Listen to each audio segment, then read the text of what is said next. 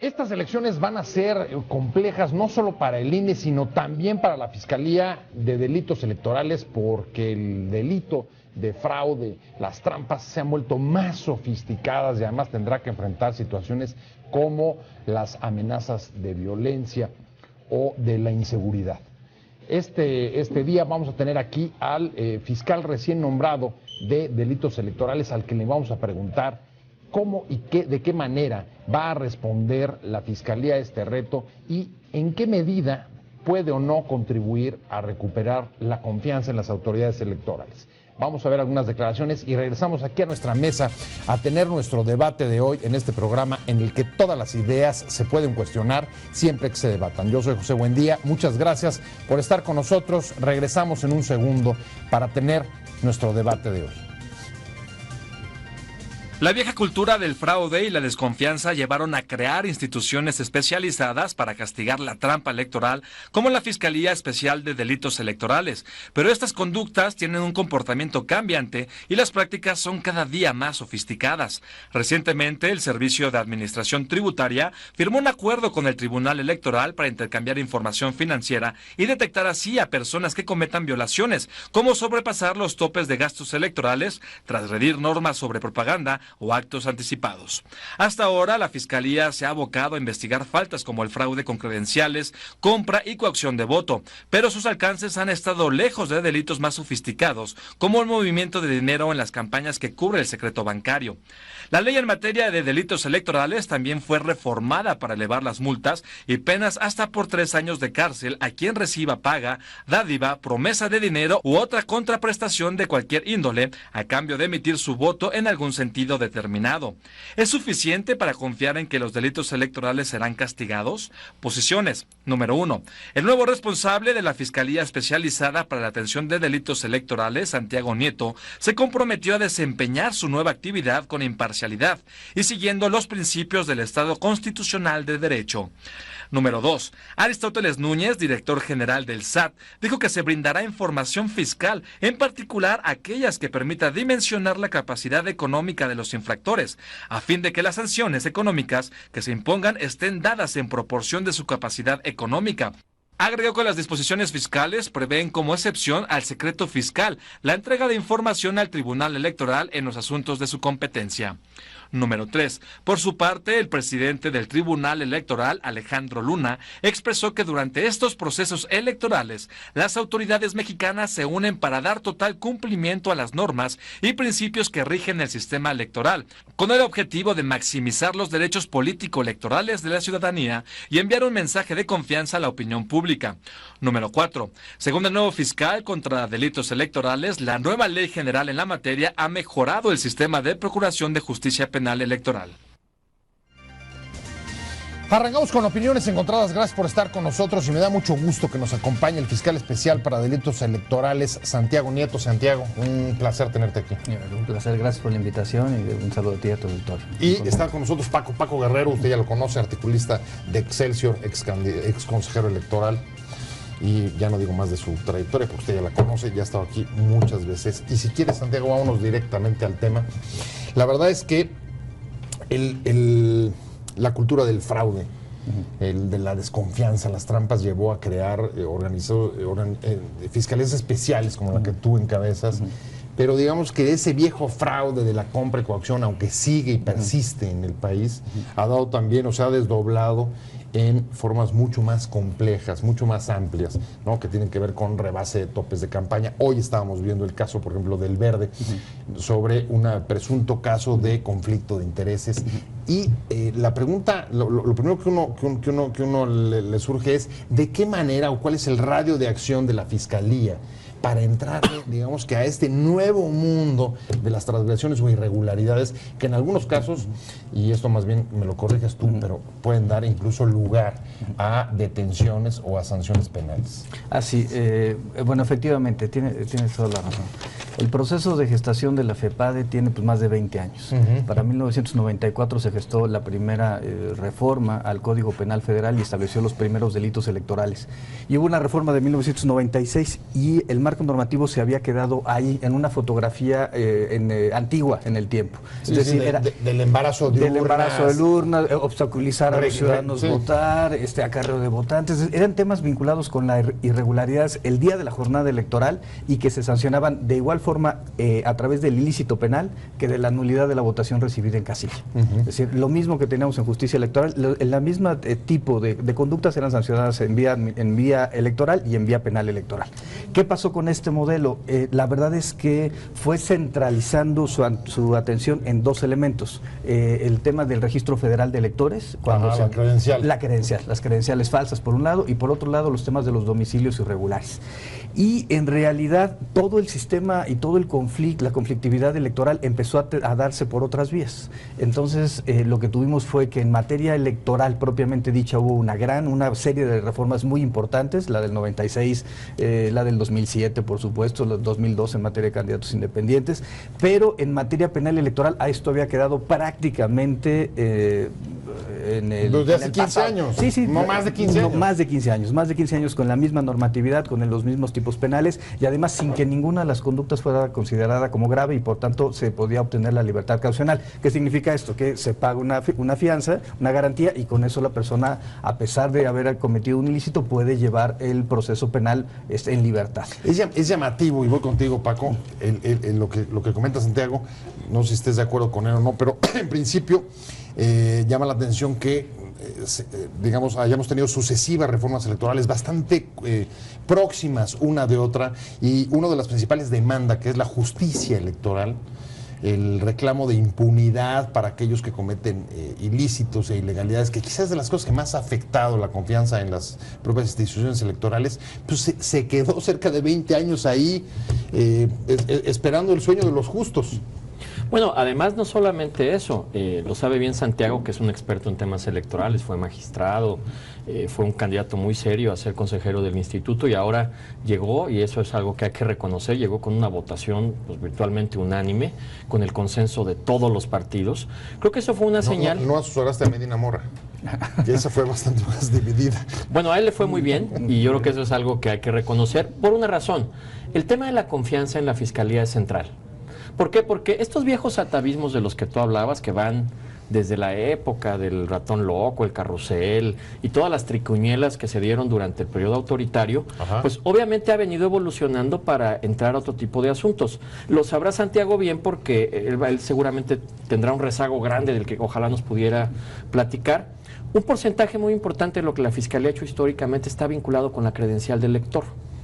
Todos los que hemos pasado por el instituto estamos obligados a tener un contacto con el fiscal porque una gran parte de las falsificaciones, las credenciales que se duplican, muchas cuestiones que suceden tienen que ver con esto. Pero ahora yo creo que hay una nueva avenida donde la confianza en las instituciones tendrá que pasar necesariamente por una fiscalía más proactiva, más objetiva desde el punto de vista de cómo resuelve los expedientes, algo que me parece que es central, muy técnica. Tú sabes muy bien que en el mundo de las leyes, si tú no integras bien una averiguación previa, lo conocemos. No, pues se te cae, es lo que nos está pasando todo. Y eso sucede, casi con todos los casos de distinto ve lo de Hipólito Mora el día de ayer y muchos otros casos. Yo creo que aquí el gran reto es cómo te actualizas con la nueva legislación electoral, que ya seguramente se podría hablar de eso, y por otro lado, cómo también incorporas este sentido de urgencia. Yo diría de urgencia, bueno, de que nuestras instituciones se fortalezcan. Lo que parece no haber tenido sentido de urgencia justamente fue la justicia electoral. Ahora, en este caso, Santiago, tú que vas a empezar a recibir los expedientes, digamos, lo que el INE empieza a procesar, pienso simplemente en las multas, por ejemplo, en el Partido Verde.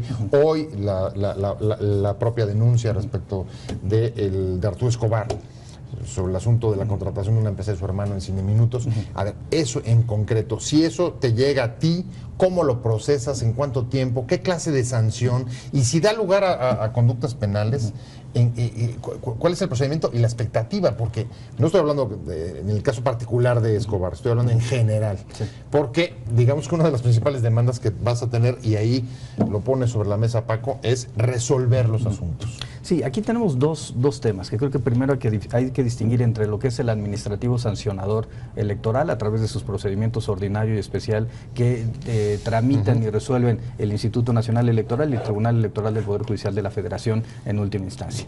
Ahí se trata de irregularidades, violaciones a la normatividad administrativas que tienen como sanción y como objeto de análisis conductas de personas físicas, de personas morales o de los partidos políticos inclusive. En el tema penal es una responsabilidad individual de sujetos que infringen la normatividad penal. Específicamente en este momento la Ley General en materia de delitos electorales, que fue expedida por el Congreso de la Unión el año pasado, el 3 de mayo del año pasado. Esta ley es una ley que revoluciona, de alguna forma actualiza el marco normativo penal electoral, y todas las sanciones tienen que ver con la imposición de penas que tendrá que decidir un juzgador federal. ¿Qué sucede con este modelo? En este modelo que está diseñado en la actual ley, la FEPADE tiene competencia en materia federal, pero puede tener facultad de atracción de ciertos delitos que se cometan en la instancia local. Ya sea por su trascendencia, ya sea porque exista conexidad con delitos federales, o ya sea porque se trate de elecciones que organice el Instituto Nacional Electoral a nivel local, que no es el supuesto en esta elección. Sin embargo, la parte importante es que lo que tiene que hacer la Fiscalía es hacer una investigación, allegarse de elementos probatorios en el expediente que van a depender de cada una de las conductas delictivas que se hayan denunciado, y después tiene una serie de salidas. Puede declarar la consignación. Ajá. Y entonces solicitar que se obsequie un orden de aprehensión en contra de una persona porque violó la normatividad electoral penal. Ahora, fíjate, en el caso de la jornada electoral está muy fácil. Si agarras a alguien a lo mejor comprando votos, coaccionando, llevando gente o acarreando, etcétera, pues ahí tienes a la persona y vas directo. Si, por ejemplo, encuentras un caso en el que hay una transgresión de los gastos de los topes de campaña, incluso información que, según entiendo, el SAT puede proporcionar ya al Tribunal Electoral y a su vez a ustedes, ¿contra quién te vas? Sí, a ver, también es una partido, una persona física, moral. Es una parte importante esto. Ajá. La reforma en la materia penal electoral, para este punto específico, en el artículo 15 de la Ley General en materia de delitos electorales, modificó el sistema. Y el sistema ya no solamente se trata de los temas que mencionamos hace un momento, de las irregularidades en la mesa directiva de casilla, sino los temas tienen que ver sobre todo con el financiamiento. Es decir, el uso, destino, aprovechamiento de recursos de procedencia ilícita, y no solamente la ley habla de la ley penal electoral, no solamente habla de recursos que provengan de la delincuencia organizada, sino cualquier tipo de recursos ilícitos en las campañas electorales. Y el otro elemento es efectivamente el rebase de topes de gastos de campaña. Hay algo muy importante: se establece como sujetos por parte de la ley que pueden ser sancionados penalmente los administradores de las campañas, los candidatos bueno, los funcionarios partidistas, los funcionarios electorales, que esto ya se tenía desde el modelo anterior, y cualquier persona en los casos que hemos platicado de complicación del voto, por ejemplo. Pero en los temas de financiamiento, esta es una parte muy importante, mucha responsabilidad recae en los administradores de las campañas y mucha de la responsabilidad va a recaer en los candidatos. Bueno, pues van a tener que estar abusados. Paco, tengo que hacer un corte rapidísimo adelante. Y regreso contigo para ver el tema de la confianza. No se vaya, estamos en Opiniones Encontradas.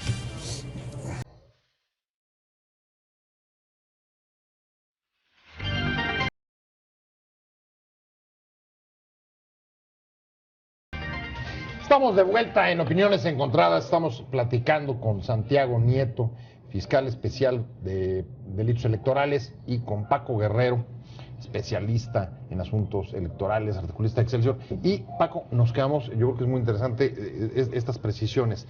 Digamos, las reformas en materia de reforma de las leyes en materia de delitos electorales hoy te permiten, como decía Santiago, fincar acciones penales, incluso cuando se trata de casos de financiamiento ilícito sobre administradores de las campañas, etcétera.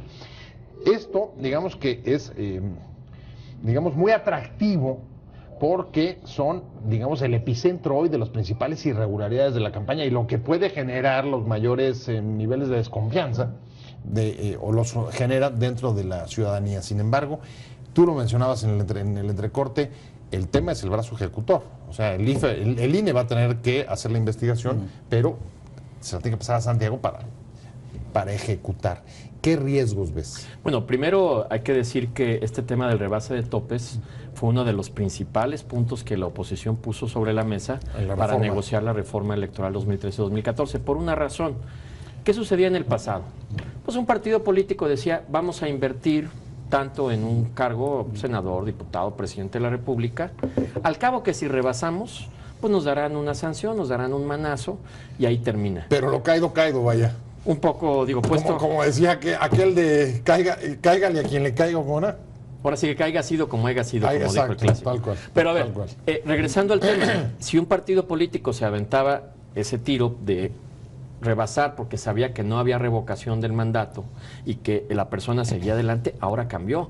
Tú sabes muy bien que si ahora un candidato rebasa el tope, se acredita este rebase del 5%, no puede competir ese candidato, en primer lugar, y segundo, el partido, pues obviamente pierde esa posición y tiene que ir con un candidato distinto. Esto es algo inédito, claro, que trae consigo una serie de presiones y además lo que decía Santiago, la preocupación que deberán tener los partidos políticos, que déjame decirte, muchos partidos, no voy a decir nombres para ser diplomático, son poco cuidadosos del ejercicio del gasto.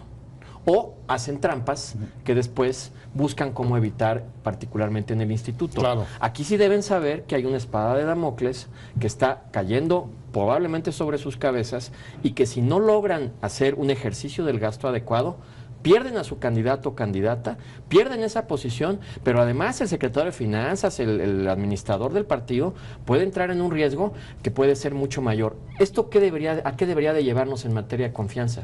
Pues a que los partidos políticos prediquen con el ejemplo de una buena gestión pública si después quieren que votemos por ellos para que sean gobernantes. Con lo que tienen hoy en FEPADE, ¿tienes los instrumentos necesarios, Santiago, para, digamos, devolver un poco la confianza en que cualquier irregularidad, sobre todo los más sofisticados, los nuevos delitos, pueden ser y van a ser sancionados? Yo creo que, yo creo que en la materia electoral la única constante es el cambio. Es decir, cada vez que tenemos un proceso electoral vemos diferente tipo de problemas y conforme vamos experimentando se van haciendo nuevas reformas electorales. Yo puedo decir que esta ley es muy superior a la anterior, sin embargo no podría decir que se trata de una ley definitiva o que no pudiera ser sometida a un proceso de nuevos análisis y reformas cuando se actualicen ya los supuestos normativos. En este momento además hay que ver una particularidad que es importante. Estamos viviendo no solamente la transición de un sistema penal electoral basado en la casilla a un sistema penal electoral basado en todo el diseño del proceso electoral, sino también estamos viendo una transición de un sistema de penal inquisitivo, básicamente escrito, básicamente pensado en un modelo decimonónico de impartición de justicia a un modelo acusatorio donde la inmediación, donde el principio contradictorio, donde la oralidad empiezan a jugar un papel preponderante en el proceso penal y donde el Ministerio Público va a tener que asumir una serie de competencias que antes no tenía, ¿no? Y al mismo tiempo una serie de riesgos que no existían o no en esta dimensión, como por ejemplo la inseguridad o la violencia. Simplemente ayer algunas noticias hablaban de cerca de 5,000 urnas o casillas que pueden estar en riesgo de sufrir algún tipo de amenaza o ataque o ser destruidas, incluso los llamados a cancelar el voto en Guerrero. ¿Tienes tú alguna previsión frente a la inseguridad, frente a la violencia, frente al crimen? A ver, ese es un tema muy importante. Yo creo que una democracia se construye a través de instituciones y por tanto lo importante es para todos fortalecer al Instituto Nacional Electoral, el Tribunal Electoral del Poder Judicial de la Federación y por supuesto a los órganos locales, ya sea jurisdiccionales o administrativos. Dos, la democracia es de reglas y se trata de que se cumplan las reglas, una de ellas, una regla técnica fundamental, el derecho al voto. Y el derecho al voto como derecho humano fundamental tiene que ser protegido en cualquier circunstancia y bajo cualquier modelo. Claro, incluso claro. En los estados de excepción, la propia Corte Interamericana de Derechos Humanos y la propia Constitución mexicana reconocen que el derecho al voto no puede ser suprimido o suspendido incluso en los estados de excepción. Y también quisiera plantear lo siguiente, creo que es muy importante para todos que entendamos que el proceso democrático pasa por la participación y por la protección de las instituciones y que por tanto un discurso de ataque a las instituciones no le conviene a nadie. Me llama la atención, sale Santiago como representante de una institución a defenderlo, pero los actores han estado bastante ausentes. Paco, no sé cómo lo veas tú. Llamados a no votar, a cancelar elecciones, y los partidos, pues en general los veo como dejándole un poco el asunto a la autoridad electoral y al INE, y ustedes ahí atiéndanse, resuélvanlo, pero Yo creo que si no hay corresponsabilidad entre los actores es muy difícil que el modelo funcione. O sea, el modelo requiere en primerísimo lugar que los actores se comprometan con la legalidad, que sean ellos los que defiendan en primerísimo lugar el cumplimiento de la ley, eso es central. Y el segundo es evitar este golpeteo que hemos visto sobre todo en las últimas semanas, particularmente contra el INE. Yo lo he escrito, lo hemos comentado tú y yo.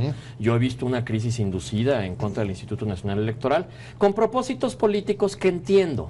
No soy un santurrón que no entienda por qué los 7 partidos se levantaron de la mesa y buscaron. Pues obviamente tenían en su agenda algunas cosas, que se fuera Alfredo Cristalinas, cosa que lograron, que se acelerara este proceso de sanción contra el Verde, cosa que lograron no solo por la presión, sino porque hubo violaciones que ya estarán en la mesa del tribunal. Y muchos otros temas que son parte de la lucha política. Lo que hay que diferenciar es la lucha política, que es por, digamos, decirlo de alguna manera, arriba del cinturón, y la lucha política por abajo del cinturón por una razón.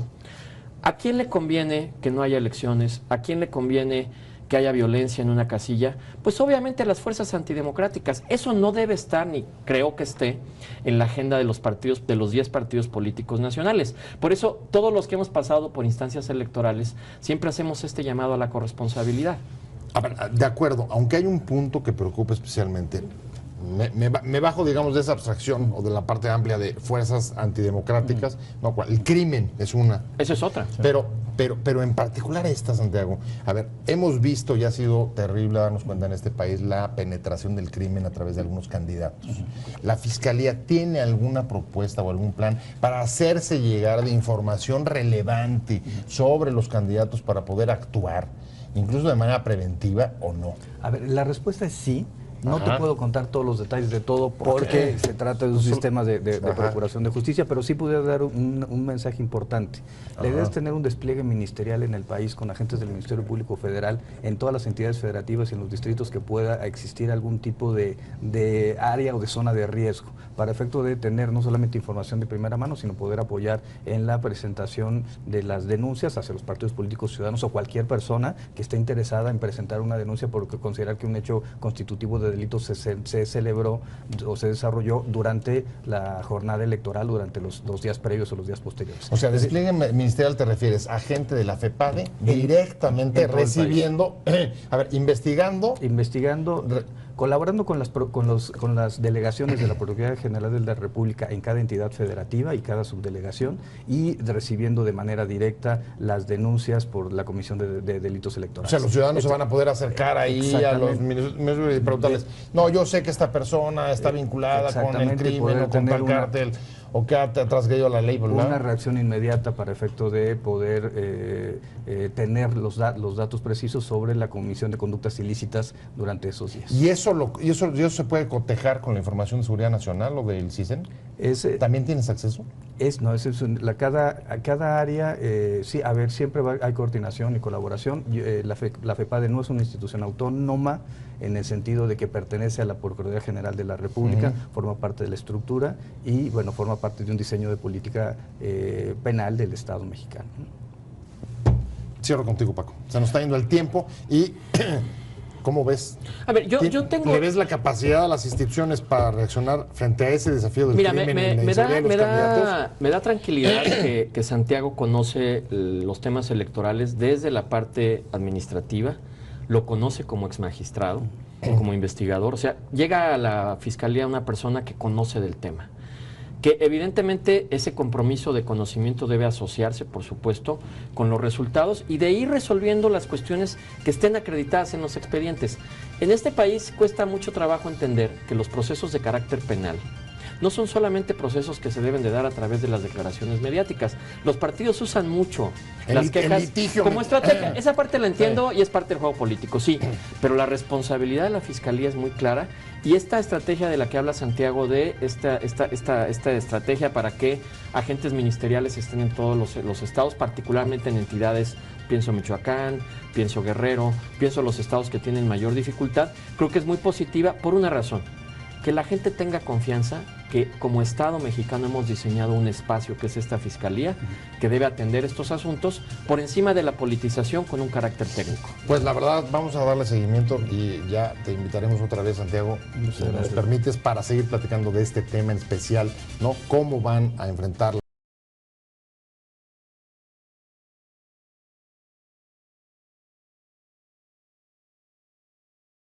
como siempre. Un gusto. Muchas gracias a los dos, pero sobre todo a usted por haber estado con nosotros en Opiniones Encontradas.